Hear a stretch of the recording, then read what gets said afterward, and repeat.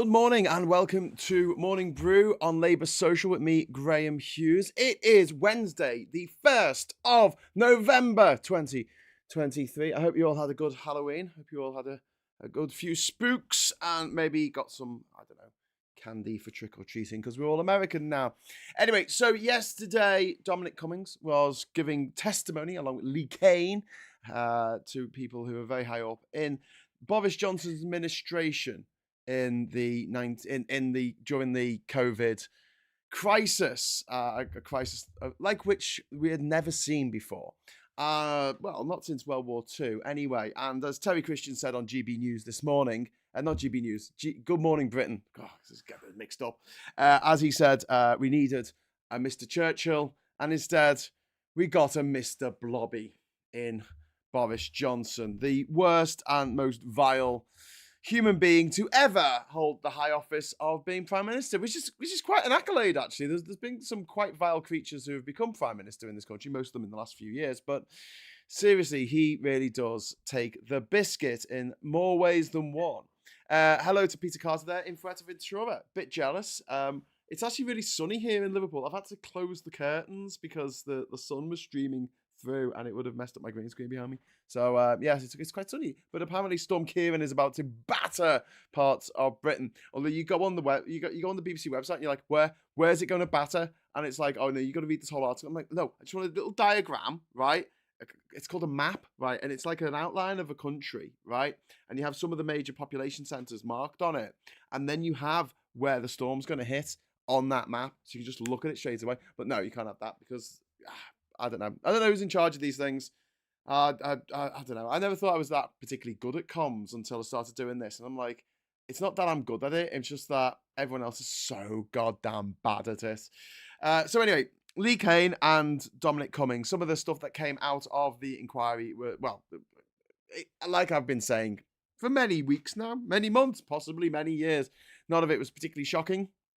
The use of language was, oh my God, no pearl may go unclutched, but we know what they're like. We know what Boris Johnson's like. We know what Dominic Cummings is like. I mean, this is the guy who lied about going to Barnard Castle from Durham, from the A167 where his parents live, because he was at his parents' estate just outside the city centre of Durham. It's about a 5-minute drive from the city centre, if that, okay? So don't think that he was out in the middle of sticks. He really wasn't. It's on a really fast A road. It's a 70-mile-hour. So imagine your driveway from your country estate goes out onto a 70-mile-an-hour dual carriageway. That's Dominic Cummings' parents' house. I know this because he lives very close. Well, his parents live very close to where I live in Durham. Not that I'm in Durham at the moment, but, I know where it is. So basically, the drive to Barnard Castle is freaking insane, okay? It's not like you're on a nice straight road all the way there. It is a mixture of windy country lanes and then these super fast country roads that you should have a 30-mile-an-hour limit on, but for some reason don't. You've got cars going at 60 miles an hour one way, 60 miles an hour the other way, over through blind turns, over blind crests, and if two of those cars hit each other head on, it would be a crash of 120 miles an hour. Now, I'm not going to get into the fact that I think that countryside speed limits need to be just taken down a lot. I'll put them all down to 30 myself, unless it's a dual carriageway. Piss off. This 60-mile-an-hour thing is just demonstrably insane. And also, lots of people die. Lots of people, in fact, more people, I think it's about as many people die in rural areas on the roads as die in cities. And as 90% of the population live in cities, that's quite disproportionate. But I'm going off on one a little bit here. But the point being, it is a 45-minute to 1 hour journey from Durham to Barnard Castle along windy little A roads. If you were really testing your eyes, you wouldn't get in the car. You wouldn't put your kid in the back seat. And you certainly wouldn't drive on windy A roads and B roads to Barnard Castle.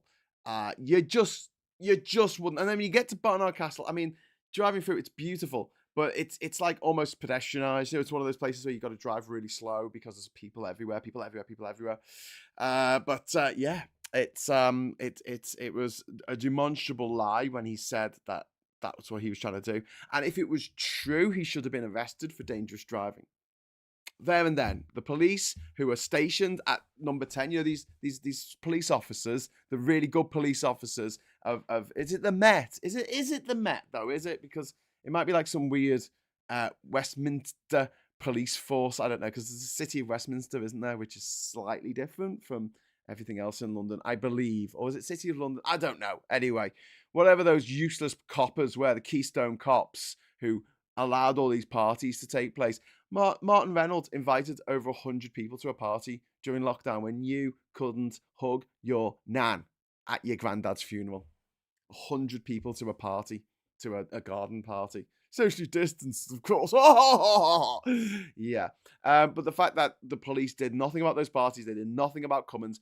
If it was you would have been arrested. And that's what pisses me off more than possibly, well, along with a lot of other things to do with the Tory party. Colin Baker, thank you very much for the £5 super chat. Funny how you can't quote the fruity language from yesterday, yet the whole thing was shown live and unfiltered on some news channels. Yes, because if I say those words, this video will be demonetized. Although I am quite impressed that I was watching the live stream at the time and I've had more people watch my video about the inquiry yesterday. Watched the live stream at the time. I'm sure more people have watched it now, but yeah, which was quite exciting. I mean, politics is a bit of a niche area, isn't it? So I just want to jump into the chat for a moment before I go on a little bit about Dominic Cummings. I think history might disagree with Mr. Blobby being the worst PM. I'm still upset that the ABBA party was not investigated fully. Indeed, it was not. Anglo-Norse. He should have said he was meeting fellow aliens at the castle. Indeed, fellow Mekons. I was in Barnard Castle in June. There was actually a Specsavers there. It made me laugh and angry at the same time. There is a Specsavers in Barnard Castle. I had to drive, just full disclosure, I had to drive through Barnard Castle every time I come to Liverpool. So, unless I'm taking the train.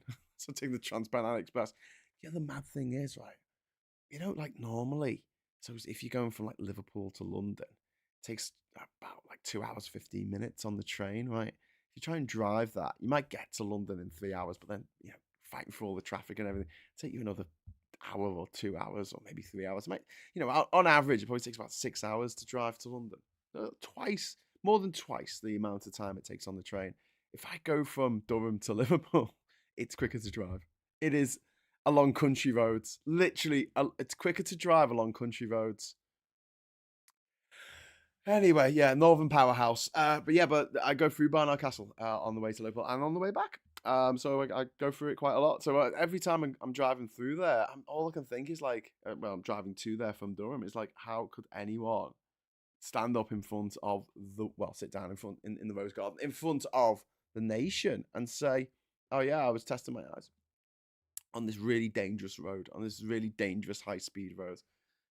I need to get my eyes tested. Well, you could go to Specsavers or Vision Express, or you could get on a racetrack and drive a Formula One car around the racetrack really fast.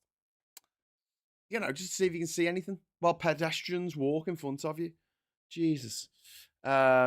They lit the castle with the death stats yesterday. Did they? Oh, Rachel, that would have been good to see. It was quite ironic that what's his name, Dominic Cummings, was appearing on Halloween. Yeah. Greetings from New York, says Colin. Hello in New York. It must be very, very bloody early. You must be in halfway through the night over there. You're 5 hours behind. And the oldest police force in the country, Thames River Force. Well, there you go. To be fair, it says a lot about the wokeness of the Met to have been blind and deaf coppers outside Downing Street. Very good, Lucy. Very good. But yeah, so back to Cummings. And what I found quite interesting is like Dominic Cummings and Lee Kane and Martin Reynolds and Boris Johnson and Mogg and Gove and Hunt, who was away then, but he had to come back.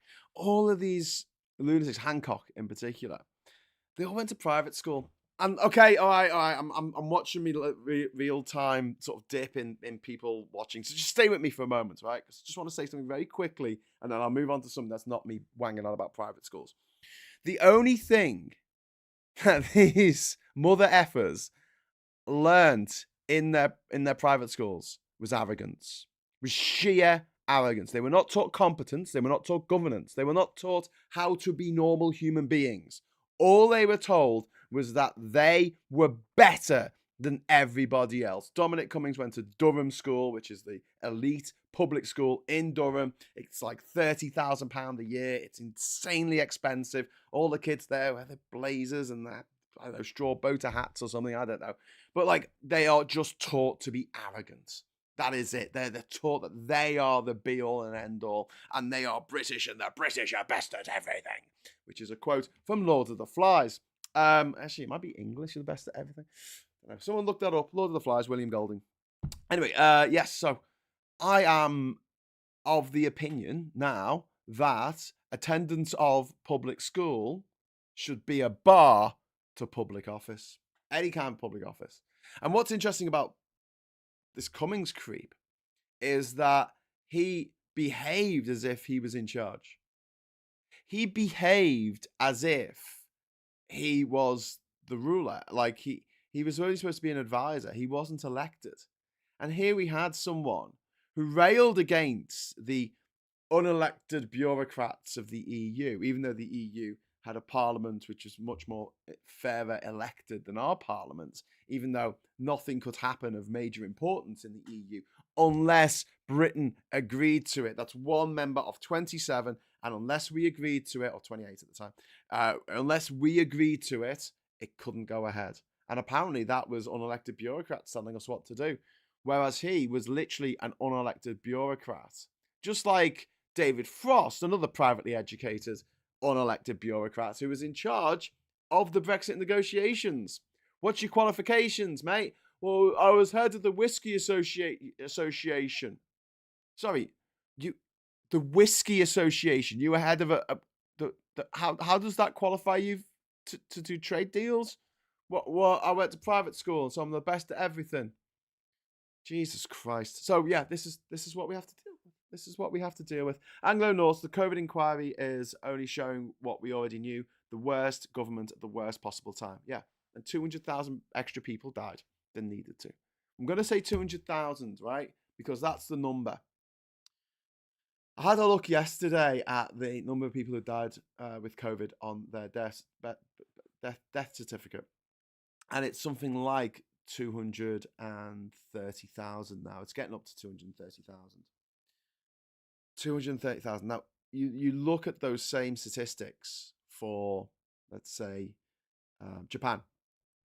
They have about 70,000 people died. They have twice our population. Almost twice our population. Okay? So they are twice our population. So if we sort of just go, okay, well, we're half their population. We're also an island nation. We could have closed our airports. We could have done things properly. We could have locked down earlier and for shorter. We could have made everyone wear masks. We could have done a lot of things to stem the spread of this virus.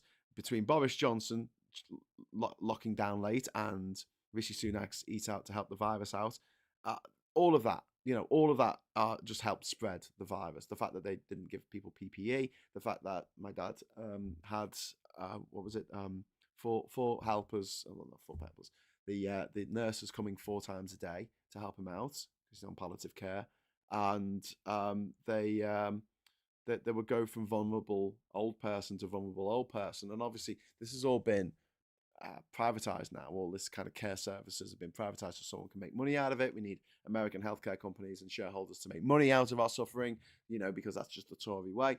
And they were going from house to house with minimum PPE. One of them turned up once with a face mask, not a face mask, the visor.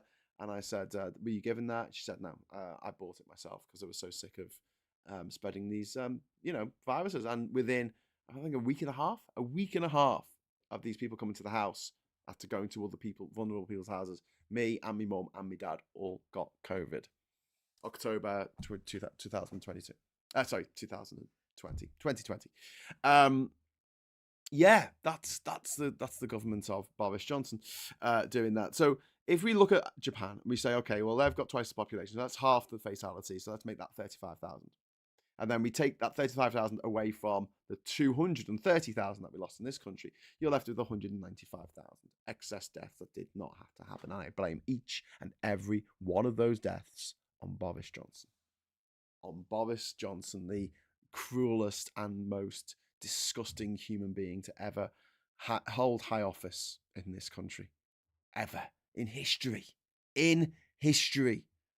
Killed more British people. The biggest loss of life in Europe because of one man, let's say, than anything that's happened since World War One. World War Two. World War Two. It's the last time that many people died.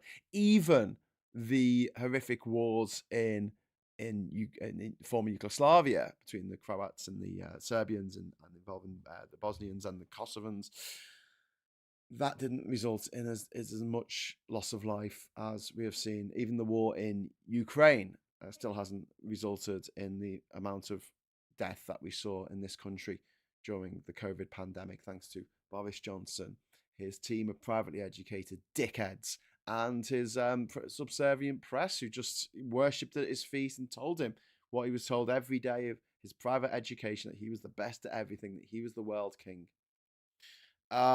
Lee Kane couldn't decide whether or not to screw BJ, says one angry pagan. Yeah, I think a lot of the stuff that came out wasn't much of a sort of a surprise to a lot of us. The difference between confidence and arrogance is competence. I think Andy's saying there.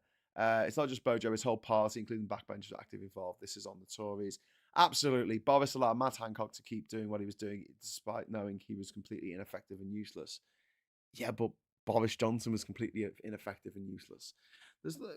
When we talk about mental health, just to touch on that, it's a big problem because it's very hard to get people to admit that there's something wrong because they don't know. If you hurt yourself, if you hit your thumb with a hammer, your thumb, the nerves in your thumb send a message to your brain saying, "Ouch! You've just hit yourself, idiot." Whereas if your brain is going wrong, there's nothing that can tell you that your brain is going wrong because your brain's not going to tell you that because it's your brain that's going wrong. In the same way, Boris Johnson, who is absolutely useless and incompetent with arrogance going off the charts, couldn't tell, he couldn't see, he couldn't possibly see that there was a problem with Matt Hancock being incompetent. Because if you're incompetent, you can't see other incompetence. You just can't. You need a competent person in order to see that incompetence. That was a terrible, terrible metaphor, but I hope some of you stay with me for that. Anyway, so I'm going to just have a look at today's newspapers today because I thought this would be interesting to share with you just because I find it absolutely abhorrent that the usual newspapers are defending Boris Johnson. And you have to see this, okay? I'll just share this with you here. We've got COVID inquiry bombshell here. This is from the Mirror. Boris, the old should accept their fate. This is what he said. He said, ex-MP's cruel and reckless pandemic plans exposed by aides and advisors there. And yeah, he basically said that they're over 80. You know, the life expectancy is 83 or something. So get COVID and live longer. This is the guy who he said, let the bodies pile high. A cruel, blithe indifference to the suffering and deaths of others. And not only did this little shit here with his stupid bloody bobble hat on, not only did he make it so that more old people died than needed to, like loads more old people, he also made it so you couldn't go to their funerals, or if you could, you couldn't hug your mum. And that doesn't drive you up the wall. I don't know what. That doesn't drive you up the wall. I don't know what will. The Times here, we've got Johnson, let elderly accept their fate. Why are we shutting down the economy? I did a whole video on this yesterday about how they didn't give a shit about the economy. Anyway, it just seemed a bit of a weird thing. He just wanted everyone to have a party. And he felt like he was having his rights taken away from his right to party every night and snort cocaine off his mistress wife's boobs. He thought that, that should be something that I should be allowed to do every night of my life. And this COVID thing's interrupting that. He didn't give a shit about the economy. He didn't. He just didn't.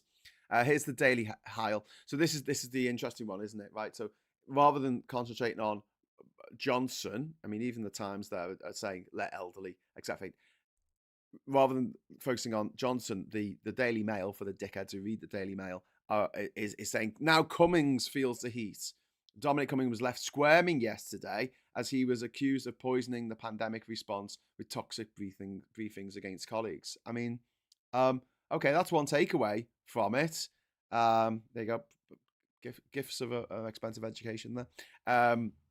Vile slurs against his colleagues, 4-letter attack on female Mandarin, his demented war on Carrie left Boris in a fury. His war on Carrie, was because Carrie Antoinette, privately educated. Of course, that's where they all learn how to be such horrible shit. Oh my God.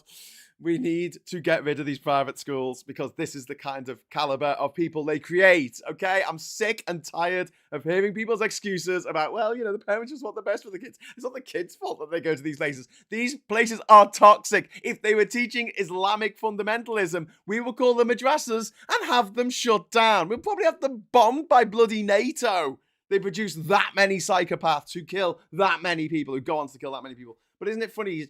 This is an unelected bureaucrat complaining about Carrie Antoinette, Carrie now Johnson, Carrie Simmons at the time, when she was just his mistress. She's now his wife. This it's just like, what? Seriously? This is someone complaining about someone unelected interfering in stuff that they have no idea about. What, really, Mr. Cummings? A bit like what you do. Anyway, so he lied to PM over lockdown trip to Barnard Castle. Do you think? But isn't it interesting that they focus on him and not on Boris Johnson saying let the elderly die? Because they know that the people who read the Mail are generally elderly people, right? Generally. Not all of them, not hashtag not all old people, but a lot of them, elderly people, voted for Brexit, don't want their hero Boris Johnson to be revealed as the old deer hunter. The Guardian here, this is obviously they're doing a piece about, mainly about the carnage that's happening in Gaza. But then at the bottom here, we have a little bit, number 10's toxic culture laid bare at COVID inquiry. Thank you very much to Rachel Harris there for the £5 super chat. I wonder if Tim Davis's secret 1922 committee meeting has resulted in the lack of BBC coverage. The BBC did do a live thing where they commented along, what was happening. I can't really fault the BBC coverage for the inquiry this week. They have actually been covering it, so I'm not going to have a go at them today. Doesn't mean I'm not going to have a go at them tomorrow. And here's the Daily Telegraph, which is so far up the arse of the Tory party, so far up Boris Johnson's arse, it would they need a flashlight to see. They can see the future. Cummings fed toxic misogynistic culture in number 10. Tell us something we don't know. But there you go. And there we have the Daily Express, which again, it's having a pop at Dominic Cummings rather than Boris Johnson, but revealed orgy of narcissism at heart of COVID failings. And this is a quote from none other than Boris Johnson, the literal personification of an orgy of narcissism. The guy who thought he was the world king, thought he would make the best prime minister since Winston Churchill, because of just absolute misplaced arrogance and the fact that when he got the job, he was completely incompetent. He didn't want to do it. He just wants to have a good time. He just wants to party. He just wants to snort cocaine because he's a massive cokehead. Please sue me, Boris, for saying that you're a massive cokehead. But, the evidence is all there. You are a massive cokehead. And the aggression and the arrogance that comes from going to private school and being a massive cokehead, slam them together into a big blob of toxic custard wrapped up in a bin bag and topped off with a bit of straw on its head. That is Boris Johnson. That is what we had as a prime minister. And to all those people who voted for him, just imagine someone like Boris Johnson coming to your house for tea, right? And sitting down at your table, and you come over with the teapot for them, and you put the tea out, and they throw the tea on the ground. They call you a bastard. They stab your mum to death, and then they do a line of coke off her corpse. That's Boris Johnson. That's what he would do. That's exactly what he would do, because that's how bad he is. You've got to understand that this guy is responsible for the deaths of over 100,000 British people because of his arrogance, because of his cocaine addiction. And he's talking about an orgy of narcissism. Bit rich, bit rich. Sorry, this whole thing winds me up, you might have noticed. And the Star have got the right idea. Britain an apology. The Star may have given the impression over the past few years that Johnson and co. were inept, pointless, and pathetic clowns who are out for themselves. It turns out they were much, much, much, much, much worse than that. We are happy to set the record straight. There you go. Absolute scumbags. And the I newspaper here, the UK's old people should accept their fate from COVID. Boris Johnson's private school stance revealed. Bit of a Freudian slip there. And then, and then the rail ticket U-turn on the Metro, because everyone reading the Metro is getting on the train. And the good news is that the Tories have U-turned on something which was awful, which is they're going to get rid of ticket officers in stations because they're going to save money somehow that way. Thanks, Graham. I agree that today's program seems to be the problem. I found the Anne Widdecombe head in my fridge, scared me in Halloween. I'm sure Bojo will use GB News to rewrite history, so he was the hero of the pandemic. But he's not, and we have to remember that. We have to remember that, and we have to say it as loudly and as often as possible, because people can't be allowed to forget it, that he is a monster. He is an absolute monster who killed you now. End of. My family will still vote Tory. So Duke, if Boris Johnson came and just like turned up into your mum's kitchen drunk and smashed things up and then killed someone and then did some lines of coke off the kitchen table in front of her, would you still be like, yeah, he's great? I love him. He's so funny. Bizarre. We watched Cummings yesterday's language of calling the other Tories "see you next Tuesdays" was refreshing. That was also true. He called them F-pigs as well. Don't come to my house, Boris, please don't. Well, indeed. Not closing station officers. Would that be a flop? I mean, like, that's the thing, isn't it? Flip-flop, yeah. It is. This is all the Tories have got left now. They can just announce things and then just decide not to do them. Announce things that are awful, like sending refugees to Rwanda, whether they're genuine asylum seekers or not, and then deciding not to do that. And then complaining that they weren't allowed to do it because of reasons. And it's never their fault. It's never the fact that it was a terrible idea. Maybe Matt Hancock was kept there as a fall guy. Yeah, maybe. Blowjob is Boris Johnson is a cynical creature. He is indeed. I hope you grabbed the mirror and shoved it in the face. Said, I can't read that, sorry. Right, so I was just going to go quickly through the COVID. I'm going to do a moment of truth about this in a moment, so that'll go online later today. But some of the headlines before I go about what was said yesterday. He thinks it would be like swine flu. This was talking about Boris Johnson, thinking it would be like swine flu back in February of 2020. This is when he went on holiday for a week. Turned his phone off. He turned his phone off and went on holiday for a week. 10 days, actually, over the February half term. Because that's what, Boris Johnson did. We have he's back to Jaws mode. This is a reference to the movie Jaws, in which the mayor keeps the beach open, even though there's shark attacks going on. God, he's melting down. Rishi says bond markets may not fund our debt, etc. He's back to Jaws mode wank. I've had to sit here for 2 hours just to stop him saying stupid shit. That's literally the chief advisor to our Prime Minister talking about our Prime Minister. It's only a matter of time before his babbling exposes the fact he doesn't know what to say. Really? Is that before or after the Peppa Pig World fiasco? As always, discussions with these ministers is moronic. This is in February of 2020. They don't even understand what they were talking about for most of the meeting. Yes, that's because they are all morons. They are not people who have lived a real life, as far as I'm concerned. They went to school, a very posh, privileged school, and they never left because Oxford University, Cambridge University, but mostly Oxford University, is just an extension of school. It has a common room. It is like school. It's more like school than university if you go to any other universities. And then Parliament is an extension of that. Again, these people have never left school. They've always had someone else to make their lunch for them. They have never done an honest day's work in their lives. They've never done anything more than have a meeting, done a speech, got someone else to write things for them, get someone else to say, I'll do this. They've told people to do stuff and they've said that's a job. They've been told that's a job. They've never knuckled down. They've never built a wall. They've never fixed an engine. They've never done anything. These people are absolutely incapable, and that's what you've got to understand. Rishi Sunak went to Winchester, and he certainly didn't learn there how to, I don't know, pay for petrol in his car.